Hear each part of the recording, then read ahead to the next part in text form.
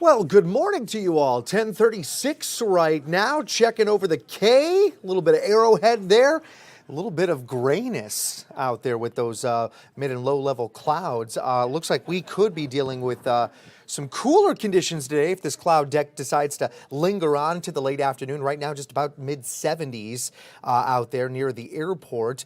But I thought, why not start off right here talking about the weather at the Cape? Because, we've got games going on. We have a big game against the Mets out there for today. And if we do see breaking that cloud cover, we should actually make it to the upper 80s and lower 90s. First pitch at 7:10. It could be about 87 degrees out there. But you see the little icon with the partly cloudy skies, and then all of a sudden it says isolated storm activity. Very humid. Okay, now that's where there's a key to this forecast, and one of the reasons why that we are going to be dealing with a Storm Track 5 weather alert day. We do have a severe storm threat expected for us. We already saw a few isolated severe storms very early this morning, and copious amount of rainfall out there for our eastern and northeastern counties. Actually had a lot of flash flood warnings out there, some flood watches. We are now down to a few flood warnings, but nonetheless, we could have another round of major wet weather out there. Hey, good morning to you guys. Hopefully you're doing well. Hopefully you're getting prepped for the day here in regards to our inclement weather, right? So it's kind of a double-edged sword today. We've got an opportunity for some severe storm activity. We've got an opportunity for some major heat if we can break this cloud content. I'm going to call for high temperatures around the lower middle 90s. Again, and that's if we could see that break in those clouds, especially off to our northern side of the loop. That's where we register our official high temperature for the city.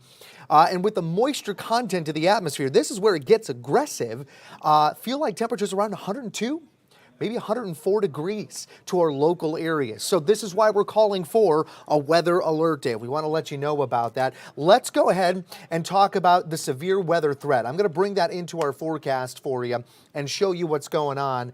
It's going to take 2 seconds to pop on up, and here we go. There it is. Slight risk of severe storm activity still resides out towards our eastern counties, but that does have portions of the metro there, right? Getting into portions of Ray and Clay counties, and then you get the rest of the metro out towards the west. And now we're talking about getting into a marginal risk for severe storms. And you see the list that we've got going on, keeping the gusty winds at 70 miles per hour, more towards the green side here. That's pretty good. Obviously, for the hail as well, we're going to be a little bit inching closer to less of a threat there, but nonetheless, look at the details of hail and wind. It's for scattered damaging wind of 70 miles per hour plus. It's for hail up to 2 inches plus in diameter. Well, if we talk more about 1/4 of an inch in diameter, maybe marble size, maybe even golf ball size hail, that might be more of like an inch in diameter, you'll actually have that dial kind of tick up more towards the moderate threat. And for 50 to 60 mile per hour winds, you'll have that more towards the moderate threat there, that kind of yellow coloration. But in regards to that aggressive damaging wind, that kind of hurricane force wind, we're trying to keep that on the lower scale. It's still something that we have to watch out for. We need to be ready for it. But let's get into the forecast in regards to the radar system, because we do have a lot on the radar right now. It's been actually very active for us and kind of sporadic from where we were this morning. We saw a big line of strong storms, almost retrograding, meaning kind of moving backwards a tad as we went through the mid-morning. Heavy downpours, and we were getting into those flash flood warnings up around Mercer and Grundy counties, off around Lynn counties, and those actually stayed on all the way through to about 7 o'clock this morning. They started to lift.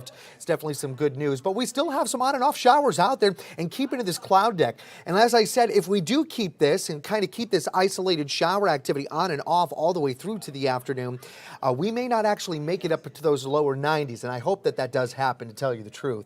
But for now, we're still getting the data in that lower 90s are still looking plausible for us. Let's move forward. I want to show you where we saw the most aggressive storm activity. This was it off around portions of like Princeton, around Trenton. Again, that's that Mercer, Grundy, Livingston counties off around Chillicothe, and they're still dealing with some very active weather, heavy downpours here, and some frequent lightning. Now, the good news is we haven't seen a severe thunderstorm warning since very, very early in the morning this morning. That's the plus here, but it's been constant rainfall in these locations. We could be getting into what's called supersaturation to the soil, meaning think of the soil like a sponge, and if you put a dry sponge into a bowl full of water, well, that sponge is going to soak up all that water, right? As much as it can, right? Well, it does only soak up as much as it can. If there's more water in the bowl, what happens to the sponge? Well, it either starts to float or it sinks into the water, right? So that's kind of our soil. We're soaking up as much as we can, but there's a limit to what the soil can soak up, and then all of a sudden it just starts to accumulate on the ground, and that's where we get flooding issues. That's where we get those little bright green boxes you kind of see there up towards Princeton and then stretching down very close to around Brookfield. That is a flood warning because we're looking at standing water in certain areas in those locations. Now let's go ahead and move forward here on our satellite radar system, the big picture, and you could almost see where we have an area of low pressure. It's almost like that rotation, right? So let me show you what I'm talking about. I think we're going to go in and have a little curved line here, and I can show you on the map, this is kind of sort of what we're dealing with. There's the low and the wraparound of that low. Basically, that center of low pressure is about there, and then we have the front that comes out about here, that comes out there. So that's what we're looking at right now. For the front and the low pressure system itself. I'm going to get rid of all of that stuff and then show you the synoptics, right? So the actual line, the low, the front itself. Let's go ahead and zoom out just a little bit more, and there we are. There it is, showing you that we've got a nice southerly flow that's coming in. With that southerly flow comes nice moist air, a little bit of instability. We're still holding on to this same exact low pressure system and front from yesterday. Remember, we talked about it, right? The blockade of high pressure systems. We've got one still off around the Great Lakes. You can actually see that. Do you see that off to the screen right in the corner there? There's a high pressure system off around the Great Lakes in Michigan. Further south, near the Gulf of Mexico, another area of high pressure, and yet we're still dealing with more high pressure to the west. So all of these things are holding this low pressure system and its front from escaping out to the east. That's what we want. We want to flow from west to east with our weather features, but in this particular situation, this low in front has nowhere to go. So all it does is, well, it feeds off whatever it can get to, and it keeps producing whatever it can. And so far, we've had the right ingredients to constantly produce wet weather across our area. So that's been a major concern and a flooding woe that we've got to watch out for. And of course, we've got that chance for severe storm activity. But as I said, this is a double-edged sword. We also have the threat for some heat out there. Heat advisories are still in place until 8 p.m. tonight. And again, that's all associated with trying to get rid of some of this cloud cover. If we do that, we get to the 90s and we get feel-like temperatures very close to 105 degrees. That's why we've got this heat advisory in place. If we keep the cloud deck, well, then we may not make it to the 90s. It may be more like the middle or upper 80s with feel-like temperatures around 99 to 100 degrees. It's a little bit different and less of the major criteria, but nonetheless, we want to make sure that you're prepared for it. It's still a warm day. It's still a very muggy day, and if you're doing a strenuous activity outdoors, whether it's your job to do so or not, you can get yourself into heat stroke or heat exhaustion pretty quick without even realizing it because of the conditions that the atmosphere is in. So that's what we've got to watch out for. But there's one more thing that's very fascinating to our forecast. Very fascinating. And we've been discussing this here at the Storm Track 5 Weather Center, all of our meteorologists, for the past 2 days now. I'm going to show you it. It's this, right here. Doesn't look like much. Look at the time on this thing. It's a Saturday. Now, this is a severe weather threat for us, right? Well, what makes this fascinating and kind of uncommon is that normally when we look for severe weather activity, we do have an outlook that goes out technically 8 days. But to be quite honest, we really hone in over days 1 through 3. Right? So today is Wednesday. We would go out to Thursday. We would go out to Friday. And then getting into Saturday, Sunday, Monday, Tuesday, there's just so many inconsistencies that it's just not worth really getting involved with some of that severe weather potential. But this has been showing up so confidently in our forecast models since yesterday. So really this was a day 5 in our severe weather prediction models. that it's actually produced a model for severe weather. That's why it's fascinating, because we haven't seen one of those so far this whole season. Now, like I said, it's not something that's unheard of. This does happen, but it is relatively uncommon. So we want to warn you guys about this first and let you know that Saturday may be a bit impactful with severe weather activity, enough to where there's more confidence in it, and it's been holding to our forecast model runs. Now, I do have a regional forecast model that I can show you. It can show you a Euro model, it can show you the GFS model, and I believe it could show you the NAM. However, I don't think it's going to go out long enough to get to our Saturday. But I'm going to bring up the regional forecast, and what I have on the regional is the Euro model, which is actually pretty good about being conservative with our storm activity. All right, and so far we've been seeing some form of consistency with this threat on Saturday in our forecast models. Now, you got to take into consideration that this is an extended future forecast. So it's really not going to get into the particulars of severe weather. But the darker the green it gets to us as meteorologists, or perhaps getting into a yellow coloration, the more understanding that this could be severe weather activity. Once we get closer, we can use what we call our mesoscale models, and those are the ones that are the short-range models and do a lot more detail to maybe the severity of that wet weather, showing you those oranges and reds and magentas. That's indicative of intense storm activity. But I want to show you some of the signs that we're seeing at. I'm going to go ahead and move this forward. It's going to move kind of quick, and then I'm going to have it stop in a certain location, and I may have to alter it for you, but we'll see what happens with the model here. Going through Friday, a couple of scattered showers and storms. Okay, so Saturday early morning is where we're starting to see some signs here, right there. Now this morning we were calling for more of 8 to 9 a.m.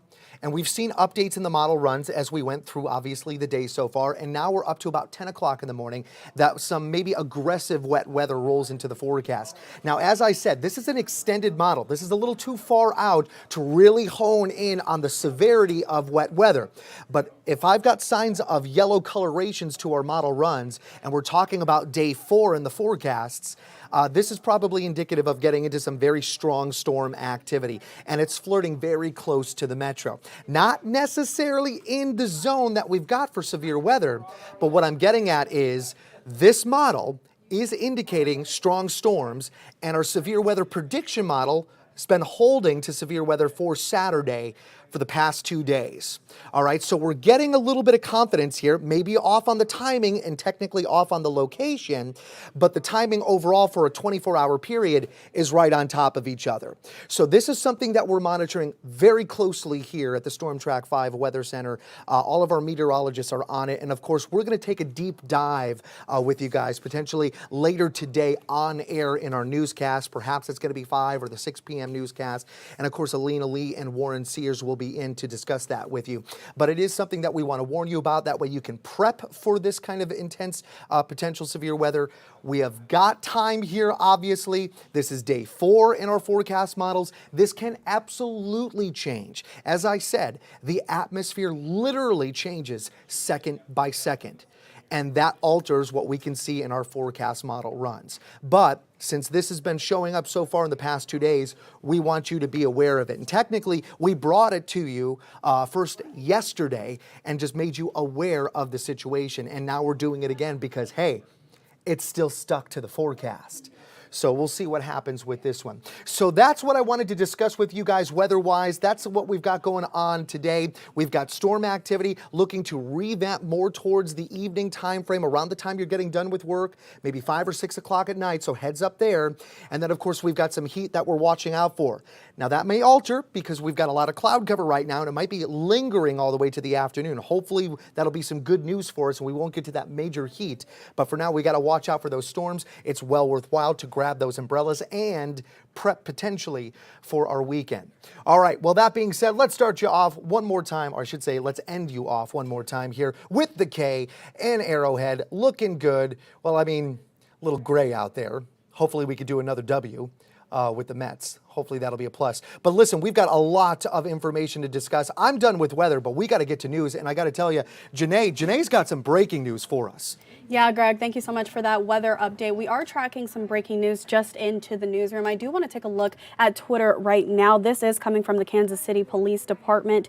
They are searching for a suspect right now in a vehicle associated with 2 shootings this morning, as well as a fatal shooting in Grandview. You're taking a look at that vehicle right there on your screen. Again, this is coming from KCPD via their Twitter page this morning. And the department said that the suspect vehicle is a green Dodge Dakota with an extended cab with a gray trim, silver wheels, and a large sticker in the rear window, and a lawnmower in the bed of the truck. Now, police said that the suspect is a black male wearing a skull mask at around 8:19 this morning. The department is actually breaking down exactly what happened. They say that officers responded to Ruskin Way and Sycamore Terrace on a shooting at around 8:27 this morning. Officers were dispatched to a second shooting at Longview and Food Lane. Again, this is all the information coming from KCPD this morning, and they also break it down on their Twitter page, as you can see here. Now, both shootings were believed to be non-fatal, but an investigation indicated a similar described suspect and vehicle in both situations. And an investigation is underway, and police are still searching for that suspect. Again, the latest information coming from KCPD this morning, and we are staying on top of the latest developments. You can always head to our website, kctv5.com.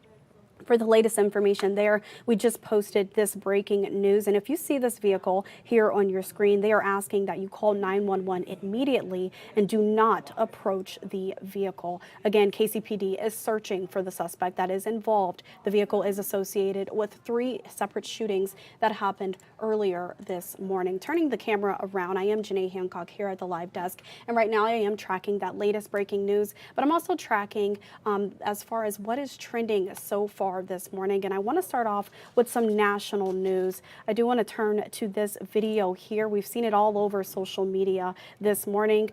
Former President Donald Trump has received a historic 3rd criminal indictment. Now, this time for his alleged attempts to stay in office after the 2020 election. I do also want to take another look at Twitter here. You can see that now here on your screen. This is the district judge, Tanya Khan. She was randomly assigned to this case. I do know that she was appointed by former President Barack Obama. She has been very outspoken going against the efforts to overturn the 2020 presidential election and disrupt the transfer of power. So what happens now? Well, so far we do know that former President Donald Trump will appear in Washington, D.C. federal court tomorrow after a grand jury indicted him on those 4 federal charges. Now, as far as what the charges are: conspiracy to defraud the United States, conspiracy to obstruct an official proceeding, obstruction of and attempt to obstruct an official proceeding, and conspiracy against rights.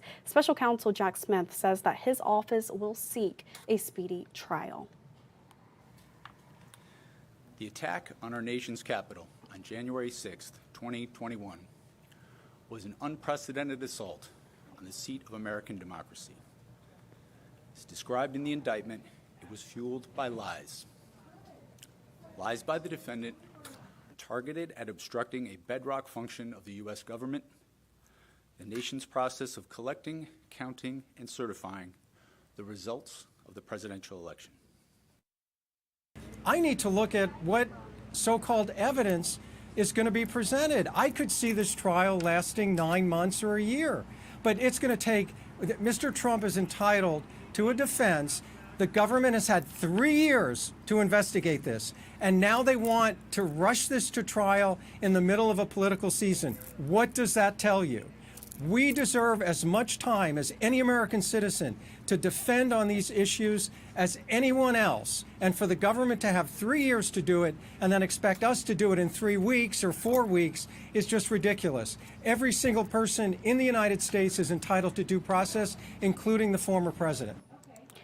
Now that there was former President Donald Trump, that was his defense attorney speaking out earlier this morning. The former president has repeatedly denied any wrongdoing, and he has accused Smith of trying to interfere with the 2024 presidential election. Again, Trump is expected to appear in person tomorrow afternoon, but he also has the option to appear virtually. And of course, we will continue our coverage on this national story. Right now, I want to turn to a local story now, taking a look at this video. Breaking breaking news that we touched on yesterday, but we are continuing our coverage from last night where 3 people were hurt after a train hit a semi-truck. This happened near Belton in Cass County, and authorities say there were 6 people in the cab of the truck when it was hit. 4 of the 6 are children between the ages of 6 and 13. Now, first responders tell us a semi-truck getting struck on the tracks isn't out of the ordinary. We also heard from neighbors and witnesses who say the exact same thing, but for drivers who are unfamiliar with the location, this is still a very scary situation. And this comes just days before Governor Mike Parson plans to improve train tracks across the state.